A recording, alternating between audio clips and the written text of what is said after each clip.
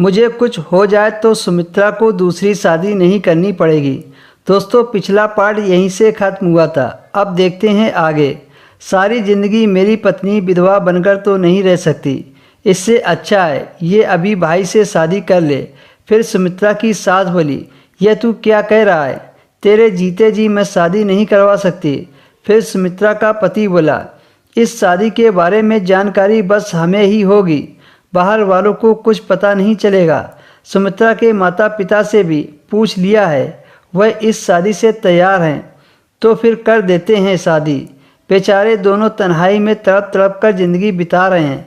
फिर सुमित्रा की सास बोली, अगर तुम दोनों राजी हो तो फिर मैं भी राजी हूँ।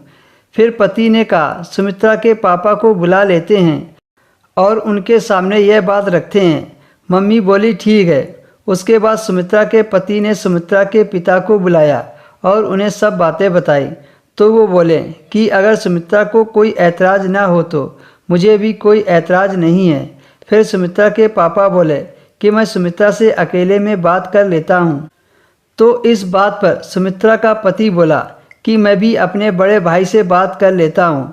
सुमित्रा वहीं खड़ी थी, तभी उसके पापा सुमित्रा को लेकर कमरे में आ गए और कमरे का दरवाज़ा बंद कर दिया। फिर उसके पापा ने सुमित्रा से पूछा, तुम्हें कोई ऐतराज़ नहीं है ना?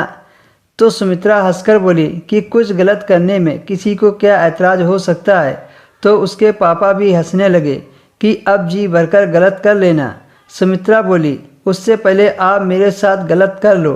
फिर सुमित्रा अपने मुंह बोले पापा से लिपट गई और अपने पापा को अपने ऊपर लाने की कोशिश करने लगी। तभी उन दोनों ने अपने कपड़े खोल दिए और सुमित्रा को लिटाकर उसके ऊपर आ गए। फिर सुमित्रा के साथ गलत करने लगे। कमरे का दरवाज़ा बंद था। उन दोनों ने थोड़ी देर खूब मस्ती की, फिर कपड़े पहनकर कमरे से बाहर चले गए। फिर सुमित्रा उठकर चाय बनाने लगी और चाय बनाकर अपनी सास और अपने पापा को दी। सास सुमित्रा के पापा से कह रही थी कि चलो इसी बहाने मेरे बड़े बेटे की शादी हो जाएगी और अच्छा भी है कि मेरी यही बहू बनी रहेगी। कोई दूसरी आती तो पता नहीं कैसी होती। तभी उसके पति ने पीछे से।